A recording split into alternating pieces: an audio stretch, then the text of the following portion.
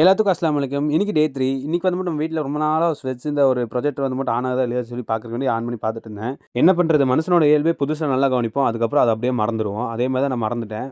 பின்ன நண்பர்களே உங்கள்ட்ட ஒண்ணு சொல்லணும். நான் போன வீடியோல சொல்லியிருப்பேன். நாம காலேஜ்லயே புடிச்சது நமக்கு டைமிங் தானு. எனக்கு வந்து மட்டும் ஸ்பெஷல் கிளாஸ்ன்னு ஒண்ணு வைக்கிறானுங்க. நான் சொன்னது என்னமோ கேட்டுருச்சான்னு தெரியல. வெறி ஏத்திட்டு இருக்கானுங்க.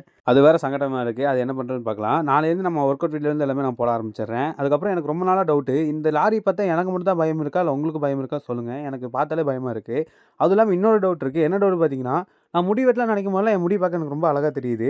அப்படித்தான் நெறைய டைம் சலூன் போயிட்டு வந்துட்டேன். முடி வெட்ட போவேன். அவங்க வெயிட் பண்ண சொல்லுவாங்க. கொஞ்ச நேரம் உட்காருவேன். பின்ன எந்திரிச்சு வந்துருவேன். மறுபடியும் இதே மாரி 2, 3 டைம் பண்ணுங்க. அதெல்லாம் வெளிய போடா ஐயாக்கு ராஸ்கல்ன்ட்டாங்க. இந்த டென்ஷன்லாம் மறக்க வேண்டி கொஞ்சம் சுவைங்காம் சாப்பிடலாம்னு சொல்லிட்டு எடுத்து வாயில போட்டு மென்னுட்டு இருந்தேன். பின்ன ஒரு உண்மைய சொல்ல போணும். நான் என்னமோ சாதாரணமா நெனச்சுட்டேன். நம்ம வீட்ல வேலை செய்றது. எப்பா எவ்வளோ கஷ்டமா இருக்கு. அந்த வேலையெல்லாம் செய்யறக்குள்ளயே முதுகெல்லாம் பெண்டு நிமிருது. இப்படி என்னென்ன வேலை செய்றேன் எல்லாமே நான் அப்கமிங் வீடியோ சொல்றேன். நம்ம பிசிக்கலா என்னென்ன சேஞ்சஸ் இருக்குன்னு நான் அப்படியே சொல்றேன். Okay bye. மறக்காம ஃபாலோ பண்ணி வச்சுக்கோங்க. என்ன சேஞ்ச் இருக்குன்னு பார்க்கலாம். பை.